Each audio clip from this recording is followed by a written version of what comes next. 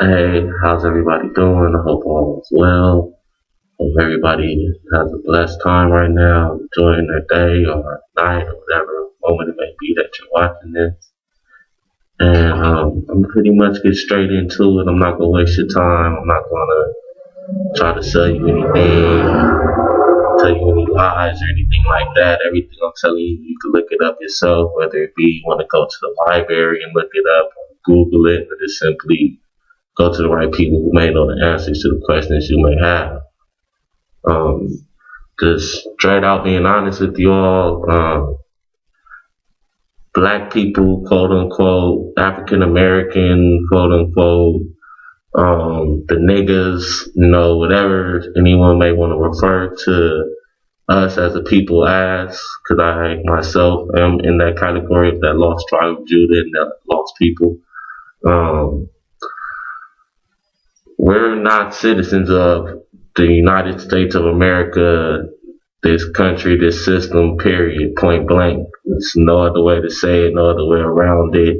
And this isn't something that I myself am personally saying because I myself may personally feel that way.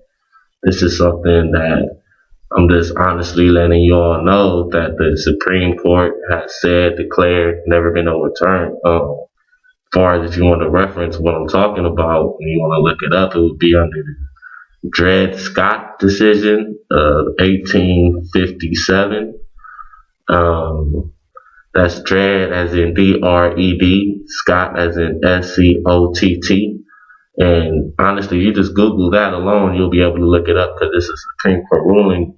In layman's terms, it's pretty much just straight out says that slaves and descendants thereof, whether slave or not, are not citizens. Straight out, that's quoted straight from it. That's the first thing it states. It says that we don't have any legal ground to stand on to sue this country. It says that it's nothing that a black man owns that a white man is legally bound to respect. That's for those that may think like that's saying like white people could just come and steal black people's stuff. That's not what it's saying. It's just letting you know that playing out we're on two different playing fields. There's different paperwork you gotta file when you're dealing with different stuff like that. And this isn't necessarily me saying that. This is what the Supreme Court says. But that was in 1857. Now, a lot of people probably like, oh, well, that's a long time ago, or that doesn't mean anything now. That's not relevant nowadays. Well, it's never been overruled. So anything that the Supreme Court rules that's never been overruled is still relevant, still could be filed.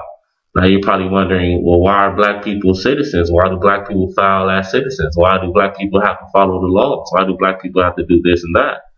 That's because in 1868, they came with the 14th Amendment, which is an amendment to the Constitution that states slaves and descendants thereof, whether slave or not, have the right to legally be citizens. Now that's fine and dandy, but the whole twist of that is 11 years prior, you already told me I wasn't under the Constitution for the Constitution to affect me at all. Now, playing out, if somebody can't see through that, then either you've been duped or you're trying to dupe me. I know that's a lot to grasp, just taking it in if you fully understand what I'm saying, but on that same note, it's not something saying that black people could just go slap people up and rob, steal, and kill. Because just as an immigrant coming in from another country, you can't interfere with the paths on someone's life. That's going to bring you into their jurisdiction. But at the same time, it is saying that us as a people, we don't have to pay no motherfucking taxes. We don't have to motherfucking get no licenses or no kind of stuff like that. Let's just be honest. I'm not a citizen. Your laws are for your citizens. They're not for us that are not under your, they're not citizens. We're not under your law. We're under the same jurisdiction as, you would say, Washington, D.C., the Vatican, and London. There is no higher authority to report me to. Now, there's a twist to it. The twist to it all is, like, say you were to get arrested. And they tell you have the right to remain silent. You have the right to an attorney. You have the right to this and that. When you accept those rights, when you accept an attorney, you're accepting the Constitution, which brings you under the 14th Amendment, because you have that right. You have the right to be a citizen. No one can tell you you can't be a citizen, but at the same time, you have the right to not be a citizen before you have the right to be a citizen. It's based on the fact no one can tell you that you guys are out of slavery, but you still have to follow us. No one can make you do that. The reason why they have to come with a 14th Amendment is because when we were let out by the Dred Scott decision, that let us out there. That's, set us free. But we weren't never in a position to thrive. We were dying off. That was 11 years where we were a dead people. It wasn't like the Indians being let off and given their respiration, given their, the restitutions, given their money, given their land, given their power to create their own system and economy. We were never given that. But that's all fine and dandy because, like we all know, that's many years ago. We're in 2012 now. Us as a people, we have the power to have our own land. We have the power to have our own economy. Why? Because there's many of people who were slaves and descendants thereof, whether slaves or not, that have money, that have power, that have respect.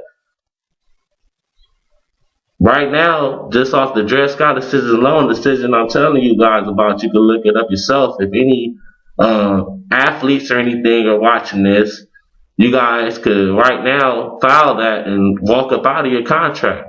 And we could all come together and start your own league. And you guys could make your own money and tell the world that we're going back to the Negro Leagues. And if you want to play against us at the end, well, you can pay us money. And the world's going to watch. Why? Because who are the athletes? Who are the gods of athletes? We all know the answer to that. But that's another subject. But, I'm not going to really give up too much game and too much information. That's just a little something I'm going to put out there because I know that's some information that they might not want you to know. I know a lot of you probably wondering why I'm not showing my face or anything like that. It's not because I'm a terrorist or anything like that. But honestly, I'm not even supposed to be telling you this stuff right here. Just based on the structures and the things that I know and the person who I am. I'm not supposed to really, but hey, it is what it is. Who cares? So I just want to send a shout out there to David Icke, to Dr. Delbert Blair, to Anthony Broder, to William Cooper, John Todd. They tried to take you out and all that, you feel me?